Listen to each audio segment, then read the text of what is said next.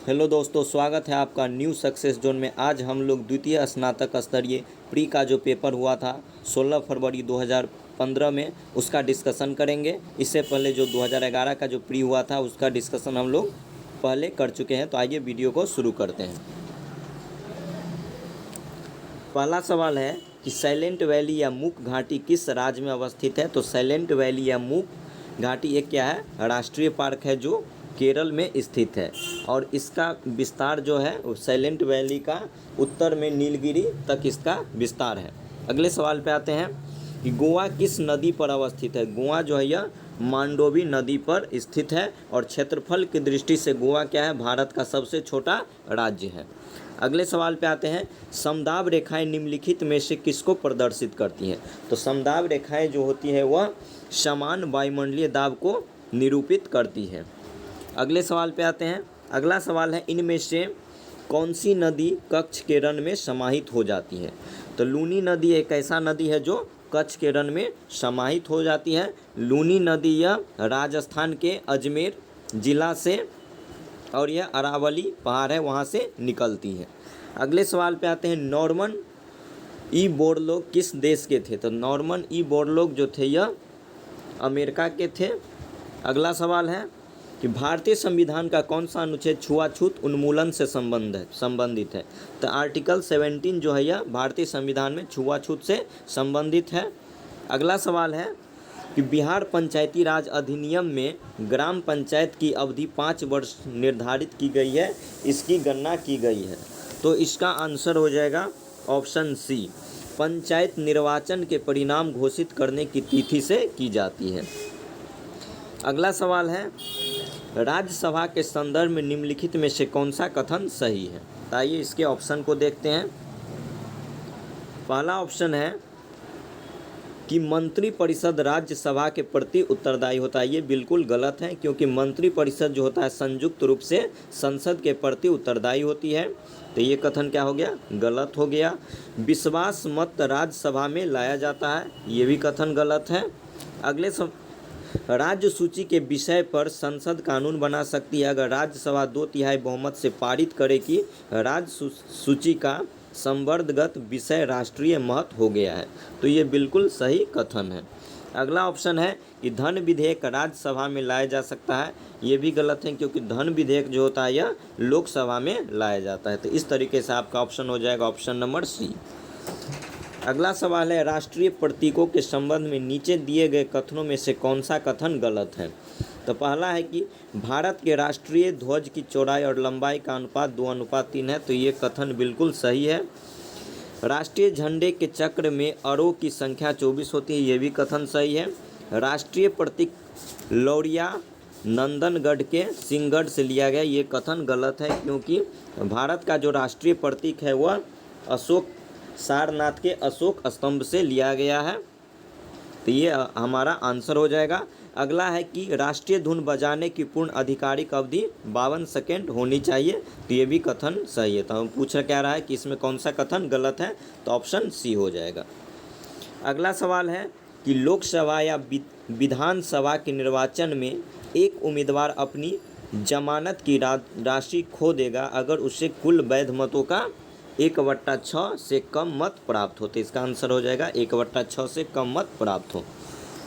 अगला सवाल है कि भारतीय राष्ट्रीय कांग्रेस का प्रथम अधिवेशन दिसंबर 1885 में कहाँ हुआ था। तो प्रथम अधिवेशन था जो यह दिसंबर 1885 में हुआ था, यह मुंबई में हुआ था और इसका अध्यक्षता कर रहे थे WC बनर्जी यानी कि व्योमेश चंद्र बनर्जी। अगला सवाल है, एक दल लोकसभा में विपक्षी दल होने का दावा करता है, उसके पास न्यूनतम कितने सांसद लोकसभा में होने चाहिए। तो इसमें कुल 55 सांसद लोकसभा में न्यूनतम होनी चाहिए। अगले सवाल पे आते हैं। अगला सवाल है कि ग्राम पंचायत का कोई सदस्य हस्तलिखित आवेदन मुखिया को समर्पित कर त्याग दे सकता है। आवेदन समर्पित करने के कितने दिनों बाद त्यागपत्र प्रभावी माना जाएगा। तो इसका आंसर हो जाएगा 7 दिनों के बाद। अगले सवाल पे आते हैं। अगला सवाल है कि भारत में स्वतंत्रता के बाद प्रथम आम चुनाव कब संपन्न हुआ था। तो भारत में जो स्वतंत्रता के बाद भारत को स्वतंत्रता मिली थी 15 अगस्त 1947 को। अब प्रथम आम चुनाव कराया गया था 1952 में। अगले सवाल पे आते हैं कि नरेगा योजना का खर्च केंद्र और राज्य के बीच किस अनुपात में वहन किया जाता है? तो इसका आंसर हो जाएगा 90:10। अगला सवाल है कि निम्नलिखित पंचवर्षीय योजना में से कौन सी योजना अनावृष्टि और 2 युद्धों के कारण प्रभावित हुई? तो यह था तृतीय पंचवर्षीय योजना। और तृतीय पंचवर्षीय योजना का जो कार्यकाल था 1961 से 66। कितना था? 1961 से 66। और इसके अध्यक्ष थे JL नेहरू यानी कि जवाहरलाल नेहरू। अगला सवाल है बिहार में किसान सभा की स्थापना किसके द्वारा किया गया? तो बिहार में जो किसान सभा को स्थापित किया गया था 1929 में, वह सहजानंद सरस्वती के द्वारा कब किया गया था? 1929 में। और अखिल भारतीय किसान सभा को स्थापित किया गया था 11 अप्रैल 1936 को। अगले सवाल पे आते हैं 1860 में प्रकाशित नील दर्पण नील की खेती करने वालों की दुर्दशा चित्रित करता है। नील दर्पण के रचनाकार कौन थे? पूछा जा रहा है कि नील दर्पण के रचनाकार कौन है? तो नील दर्पण के रचनाकार है दीनबंधु मित्र। अगले सवाल पे आते हैं। अगला सवाल है नीचे दी गई कमेटियों में से किसका संबंध पंचायती राज से है? तो पंचायती राज से संबंध है किसका? तो बलवंत राय मेहता समिति। और यह त्रिस्तरीय समिति है और इसका गठन हुआ था 1956 में। अगले सवाल पे आते हैं। अगला सवाल है सामुदायिक विकास कार्यक्रम का सार क्या था? पूछा जा रहा है सामुदायिक विकास कार्यक्रम है, इसका सार क्या है? इसका सार था लोक भागीदारी। अगला सवाल है कि द्रोणाचार्य पुरस्कार किस क्षेत्र में दिया जाता है? द्रोणाचार्य पुरस्कार यह दिया जाता है क्रीड़ा प्रशिक्षण यानी कि खेल के क्षेत्र में दिया जाता है। अगले सवाल पे आते हैं कि राष्ट्रीय खेल दिवस 29 अगस्त को मनाया जाता है, यह निम्न में से किससे संबंधित है? तो ये मेजर ध्यानचंद से संबंधित है। इसी के जन्म दिवस पर खेल दिवस पूरे भारत में 29 अगस्त को मनाया जाता है। अगला सवाल है कि मैग्सेसे पुरस्कार रामोन मैग्सेसे के नाम पर दिया जाता है, वे किस देश के राष्ट्रपति थे? तो मैग्सेसे जो थे रेमन मैग्सेसे यह फिलीपींस के राष्ट्रपति थे और फिलीपींस की राजधानी मनीला है। 22वें शीतकालीन ओलंपिक खेल किस देश में आयोजित किया गया था? तो 22वां शीतकालीन ओलंपिक जो था यह आयोजित किया गया था रसिया में यानी कि रूस में। सहारा रेगिस्तान किस महाद्वीप में अवस्थित है? तो सहारा रेगिस्तान जो है यह अफ्रीका के पश्चिमी तट पर अवस्थित है। आप लोग को कमेंट में बताना है कि थार मरुस्थल किस दिशा में स्थित है। अगले सवाल पे आते हैं डुरंड कप किस खेल से संबंधित है? डुरंड कप यह फुटबॉल से संबंधित है। अगले सवाल पे आते हैं वर्ष 2014 के नोबेल शांति पुरस्कार के विजेता कौन थे? पूछा जा रहा है वर्ष 2014 में जो नोबेल पुरस्कार का जो वितरण हुआ था उसके विजेता कौन थे? तो इसका आंसर हो जाएगा ऑप्शन सी मलाला यूसुफजई और कैलाश सत्यार्थी को 2014 में नोबेल शांति पुरस्कार से सम्मानित किया गया था। बहू किस राज्य का त्यौहार है? तो बहू जो है यानी कि बिहू भी बोला जाता है। बिहू त्यौहार जो है यह असम का त्यौहार है। पेरू की राजधानी क्या है? तो पेरू की राजधानी लीमा है और यह दक्षिण अमेरिका का एक देश है। चेरनोबिल परमाणु संयंत्र जो अब बंद है यह कहाँ पे है? तो चेरनोबिल परमाणु संयंत्र यह यूक्रेन में है और यूक्रेन की राजधानी कीव है। और वर्तमान में यूक्रेन और रूस के बीच युद्ध चल रहा है। अगला सवाल है जापान की मुद्रा क्या है? जापान की मुद्रा येन है। आप लोग को कमेंट में बताना है कि जापान जो है किस द्वीप पर बसा हुआ है। निम्नलिखित में से किस चक्रवात ने भारत के पूर्वी तट को प्रभावित नहीं किया है? पूछा जा रहा है कि कौन सा ऐसा चक्रवात है जो भारत के पूर्वी तट को प्रभावित नहीं किया है? तो इसका आंसर हो जाएगा नीलोफर। नीलोफर इसका आंसर हो जाएगा। यह 2014 में चक्रवात आया था जो दक्षिणी हिंद महासागर को प्रभावित किया था। अगला सवाल है कि ट्रेन टू पाकिस्तान पुस्तक निम्नलिखित में से किसने लिखी है? तो ट्रेन टू पाकिस्तान पुस्तक के लेखक है खुशवंत सिंह। अगले सवाल पे आते हैं विंग्स ऑफ फायर पुस्तक के लेखक कौन है? तो विंग्स ऑफ फायर पुस्तक का जो लेखक है वो है APJ अब्दुल कलाम आज़ाद। अगला सवाल है भारत एक खोज पुस्तक अहमदनगर किला जेल में कारावास के दौरान लिखी गई थी। भारत एक खोज के लेखक कौन है? तो भारत एक खोज के लेखक जो है यह JL नेहरू यानी कि पंडित जवाहरलाल नेहरू इसके लेखक हैं। अगला सवाल है कि कौन सा देश sugar ball of the world के नाम से जाना जाता है? तो क्यूबा को sugar ball of the world के नाम से जाना जाता है। जल का घनत्व किस तापमान पर सर्वाधिक होता है? तो 4 डिग्री सेंटीग्रेड पे जल का जो घनत्व होता है वह मैक्सिमम होता है। संयुक्त राष्ट्र संघ का गठन किस वर्ष हुआ था? तो संयुक्त राष्ट्र संघ का जो गठन हुआ था वह 1945 में किया गया था। भारत की आज़ादी के समय भारत के वायसराय कौन थे? तो भारत की आज़ादी के समय भारत का जो वायसराय था ये लॉर्ड माउंटबेटन था। कौन सा ICS अधिकारी भारतीय राष्ट्रीय कांग्रेस के 1885 में गठन में शामिल रहा था? तो ये थे A.O. ह्यूम। और A.O. ह्यूम जो है अपने पोस्ट पर आता 1885 से 1907 तक। म्यांमार की नई राजधानी क्या है? तो म्यांमार की जो नई राजधानी है नेपिदाओ। अगले सवाल पे आते हैं। तमस उपन्यास के लेखक कौन है? पूछा जा रहा है तमस क्या है? उपन्यास है और इसके जो लेखक हैं भीष्म सहनी है। अगला सवाल है कि वर्ष 2013-14 में रणजी ट्रॉफी किस टीम ने जीती थी? तो 2013-14 में जो रणजी ट्रॉफी हुआ था उसके जो विजेता थे वे थे कर्नाटक। अगला सवाल है भारतीय आज़ादी के समय इंग्लैंड के प्रधानमंत्री कौन थे? तो क्लीमेंट एटली जो थे भारतीय आज़ादी के समय इंग्लैंड के प्रधानमंत्री थे। तो इसका आंसर हो जाएगा क्लीमेंट एटली।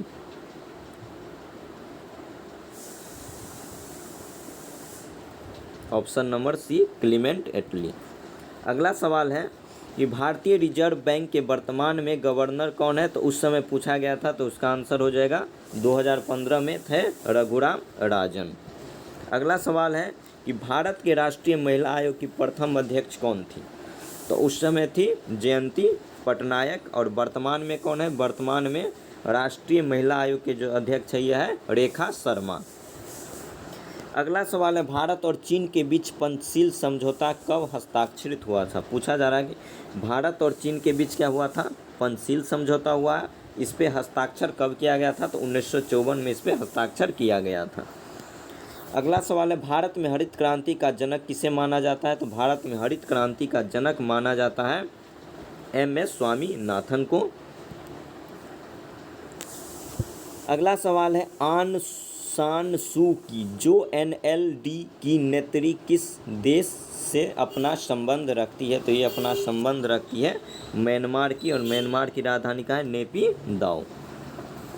आप लोग को कमेंट में बताना है कि म्यांमार से भारत के ऐसे कितने राज्य हैं जो अपनी सीमा साझा करता है। अगला सवाल है कि महात्मा गांधी और बाबा साहेब अम्बेडकर के बीच पूना संधि कब हुआ था? तो ये हुआ था 24 सितंबर 1932। कब हुआ था? 24 सितंबर 1932। किसके बीच? महात्मा गांधी और अम्बेडकर के बीच। अगला सवाल है गिर का वन शेरों के लिए प्रसिद्ध है, यह किस राज्य में अवस्थित है? तो गिर का जो वन है यह फेमस है शेर के लिए और यह गुजरात के क्षेत्र में पाया जाता है। अगला सवाल है प्रसिद्ध पेंटर राजा रवि वर्मा किस रियासत से जुड़े थे? तो प्रसिद्ध पेंटर थे उसका नाम था राजा रवि वर्मा और इसका संबंध था त्रावणकोर। और त्रावणकोर कहाँ पड़ता है? ये केरल राज्य में पड़ता है। अगला सवाल है बिहार में बहने वाली नदियों में किसका उद्गम अमरकंटक में है? तो अमरकंटक से निकलती है कौन? सोन नदी। अगले सवाल पे आते हैं कि निम्नलिखित में से किसने नालंदा विश्वविद्यालय में अध्ययन किया था? तो नालंदा विश्वविद्यालय में अध्ययन किया गया था ह्वेनसांग के द्वारा। और ह्वेनसांग भारत में कुल 15 वर्षों तक रहा था और यह अपने यात्रा विवरण का चर्चा जो किया है सीयूकी के रचना में किया है। तो सीयूकी किसका रचना है? तो ह्वेनसांग का रचना है।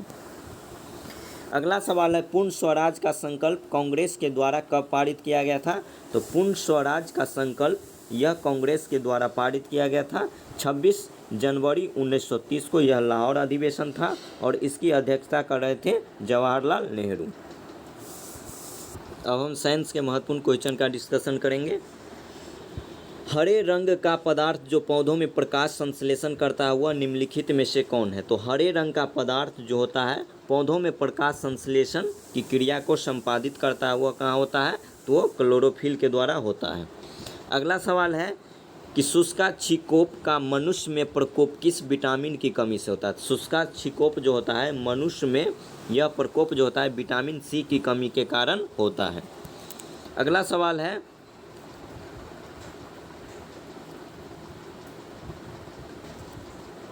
प्रोटीन ऊर्जा कुपोषण का परिणाम क्या है। तो प्रोटीन ऊर्जा कुपोषण का परिणाम पूछा जा रहा है, तो इसका आंसर हो जाएगा बालछय यानी कि मरासमस।